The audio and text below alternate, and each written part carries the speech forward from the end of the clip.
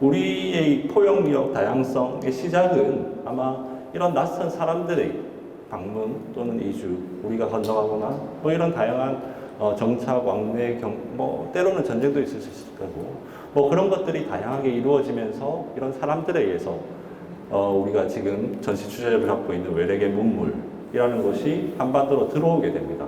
그런 이야기들을 저희 이번 전시에서 본격적으로 시작할까 합니다.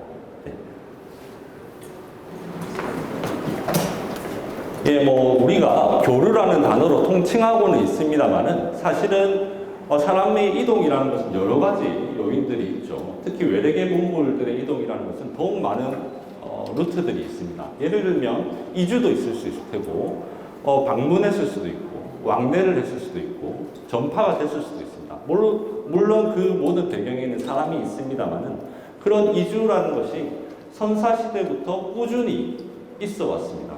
구석기 시대에는 훨씬 이 동북아시아 지역에서는 거의 뭐 석기 문화가 거의 공유되다시피 해왔습니다만은 어느 순간 영역이 생기기 시작합니다. 우리로 한반도로 보자면 역시 최초의 고대 국가라고 할 수 있는 고조선이 등장하면서 고조선의 영역이라는 개념이 생기기 시작하죠. 그래서 자유로웠던 이주의 형태에서 조금 그 양상이 변하기 시작합니다. 그 대표적인 것이 우리 철기 문화의 등장 배경인데요. 지금 보시는 이 철기 문화들이 그리고 우리 한반도에 철기 문화가 들어오게 되는 가장 큰 배경에는 역시 중국과의 큰 의미에서의 교류가 있습니다. 조금 더 구체적으로 보자면 고조선 이런 그 요령식 동검을 주체로 하던 고조선에서 진안교체기라고 하죠. 진나라가 멸망하고 혼란한 중국 사회를 피해서 대량의 이주민들이 고조선 사회로 넘어오게 됩니다.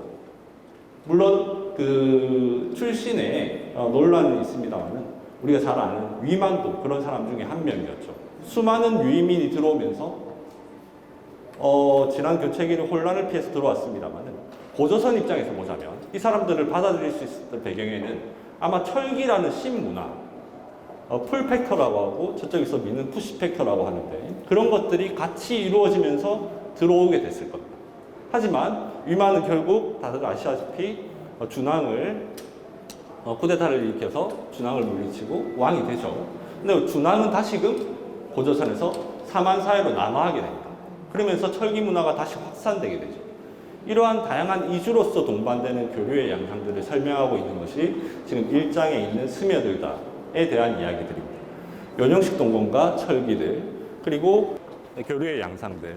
그 사만사회에 이르기까지 최초의 철기가 등장하고 대다수의 유이민들이 발생해서 사만사회로 들어오는 양상까지를 이 스며들다 장에서 다루고 있습니다. 이쪽 부분은 본격적으로 사만사회부터의 교류의 양상들을 다루고 있습니다.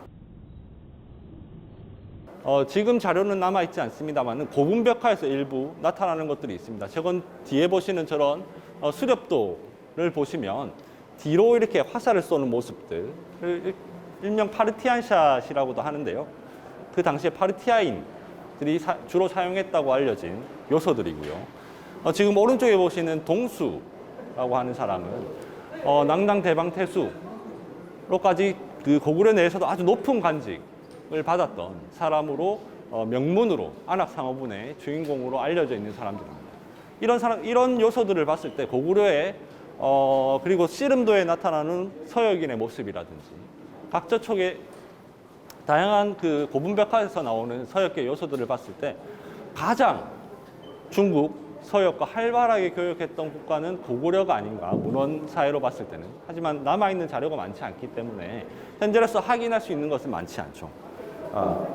그리고 보시는 뒤에 나오고 있는 장에서는 물론 사만사의 교역 내용들 그리고 이쪽 경우는 중국과의 교역 그리고 일본 열도와의 교역을 사만사의 교역 양상을 다루고 있는데요.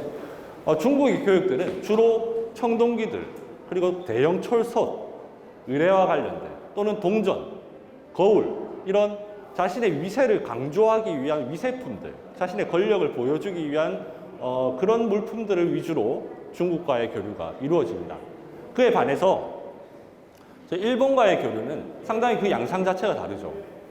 왜냐하면 한반도 남부사의 한 80% 김해 구산동 이라는 유적에서는 그 일본 토기인 야요이 토기가 80% 이상 그만큼 정주하면서 토기들을 직접 사용한다는 것은 역시 거기에 살고 있었다는 이야기가 단순히 왕래 이런 것들이 아니고 살고 있었다는 증거인데요. 한 200년에 이르는 시간 동안 저런 일본의 야요이 토기들이 지속적으로 한반도 남해안 지역을 중심으로 나타납니다. 대표적인 것들이 김해 구산동, 사천 늑도 이런 곳들이죠.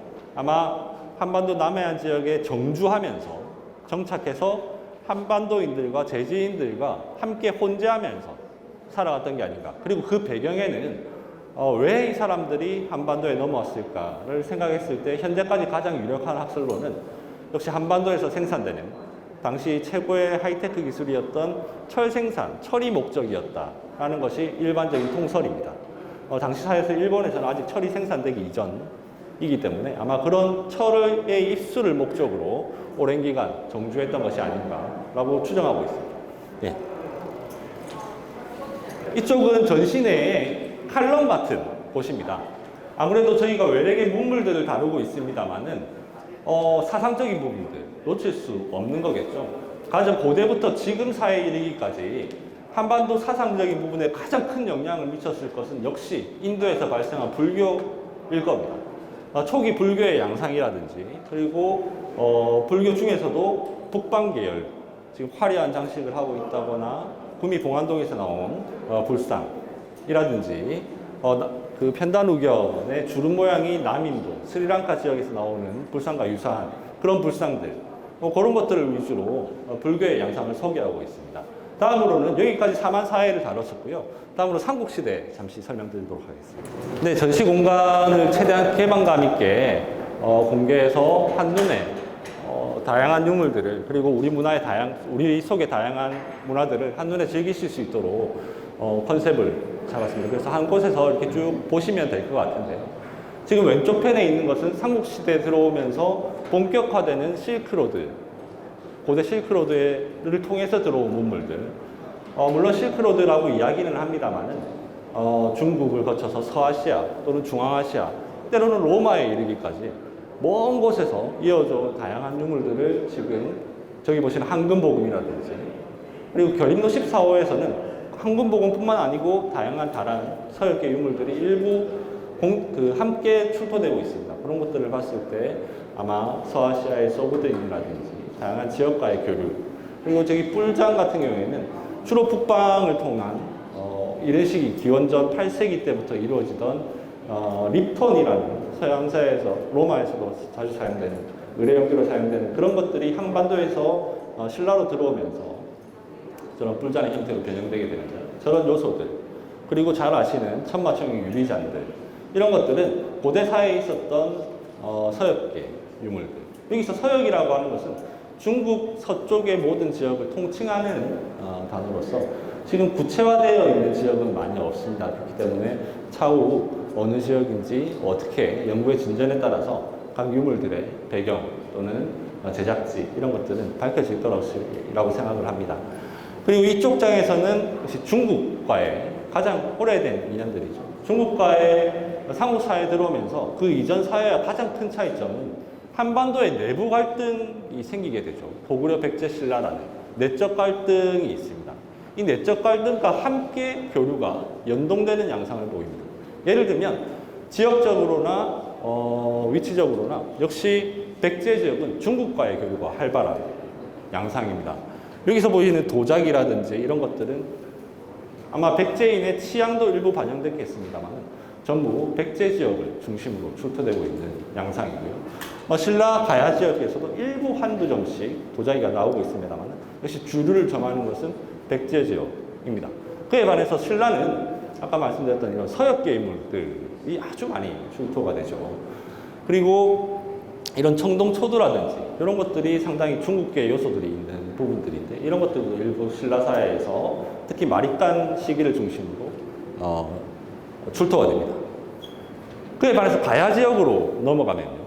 역시 자연 지리상 그리고 외교적 다양한 사회의 모습들이 반영된 결과겠습니다만 삼국시대 외계 문물의 교류는 크게 두 단계로 나누어서 설명할 수 있습니다. 금강가야를 중심으로 하는 남해안, 동남해안 지역과의 교류. 역시 4세기 때가 중심인데요. 저기 보시는 젓갈색 연질 토기처럼 보이는 하짓기라고 하는 토기들이 있습니다. 저런 하짓기들이 일본에서 일상적으로 사용되는 토기들인데요. 이런 것들이 청동유물들, 통영동기라든지 이런 석천이라든지 바람개비 모양 동기라든지 이런 것들과 함께 금강가야 지역을 중심으로 이런 외계 문물들이 4세기 때를 중심으로 나타납니다. 그러다가 광개토대왕 남정희에서 금강가야가 순식간에 몰락을 하게 되죠. 상당히 쇠퇴하게 되는데 그 이후에는 교류의 양상이 변화하기 시작합니다. 5세기 후반 이후가 되면 지금 우리가 도질토기라고 하는 일본에서는 스에키라고 하는데요.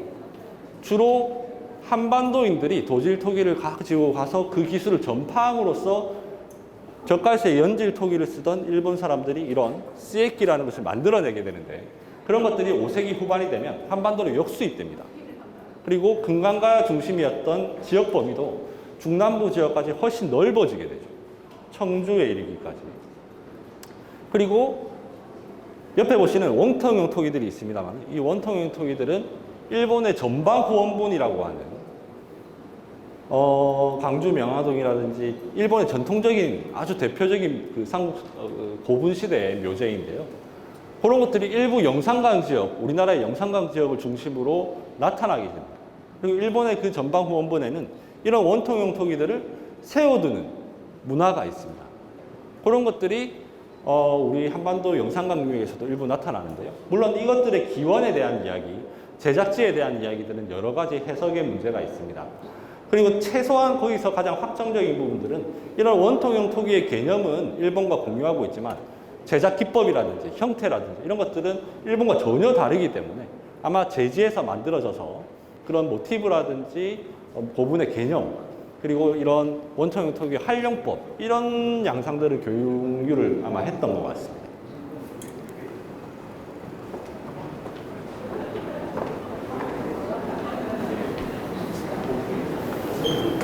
네. 삼국시대 내적 갈등, 다양한 그 지역에 따라서 또는 국가에 따라서 이루어지던 교류의 양상들이 통일신라로 신라가 통일을 이루면서 통일신라가 되면서 일원화되게 됩니다.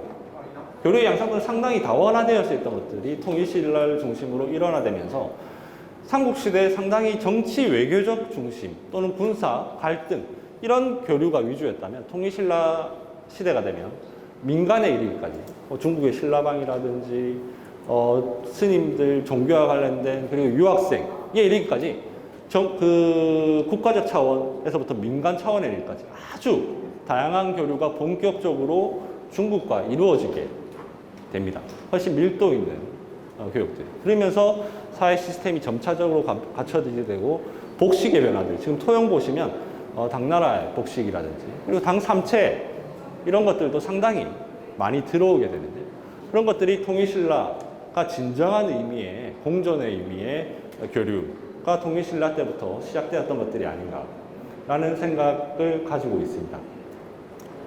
예, 여기까지가 통일신라 시대까지가 저희가 전시에서 준비를 했던 부분이고요. 저희가 이런 다양한 한반도 내에 다른 사람들이 만들었던 다른 문화가 만들었던 우리 내의 다양성을 확인하는 작업을 이번 전시를 통해서 진행을 했었습니다. 저희가 근본적으로 이런 다양성을 이야기하고 싶은 것들은 최근에 이렇게 미국의 리처드 플로리다의 가설 중에 3T 이론이라는 게 있습니다. 다양한 문화를 포용할 수 있는 곳이 발전한다라는 요약하자면 그러한 내용입니다. 지금 경주 시내에 경주에 살고 있는 외국인 숫자가 19,000명이 넘었습니다. 2019년 기준입니다만 19,000명이 퍼센테이지로 얘기하자면 7.9%쯤 됩니다. 경북 지자체에서는 가장 높은 수치고요. 아마 이런 경주 사회에 집중적으로 외국인들이 살고 있는 배경에는 여러 가지 요소들이 있을 겁니다. 근데 저희가 이렇게 고대 문화를 살펴봤을 때 아마 경주 지역 자체가 갖고 있는 이방인들에 대한 포용성 그리고 관광도시로서 오랜 시간을 지나왔던 그 포용력 그리고 신라부터 있어왔던 다양한 문화에 대한 인정, 그리고 그런 사회적 포용이 다문화에 대한 여러 가지 요소들이 결국 이 경주로 외국인들이 살아갈 수 있게끔 만들어진 것이 아닌가라고 저는 개인적으로 생각을 하고 있습니다. 뭐 이런 다문화 가정의 사회, 다문화 세계에 글로벌화되어가는 한반도의 다양한 문화들을 이번 기회를 통해서 고대부터 있었던 어떤 문화였음을 인정하는, 그리고 인식하고 향후에 우리가 새로 만들게 되는 한민족, 우리가 단일민족이라는 이 단어에는 익숙합니다만 이 단일민족이 현재로서는 민족이라는 것은 사실은 만들어지고 역사가 시작되는 것이 아니죠. 역사가 시작되면서 민족이 서서히 만들어가는 과정이라고 생각합니다. 그런 의미에서 지금 현재 우리들은 아마 새로운 의미의 한민족을 만들어가고 있다고 생각합니다. 그런 것에 전시의 의도를 가지고, 전시의 이의를 가지고 있습니다. 긴 시간 설명 들어주셔서 감사하고요. 그런 내용들을 쭉 영상실에서 에필로그로 담고 있습니다. 시간 되시면 한번 관람해 주시면 감사하겠습니다. 예, 감사합니다.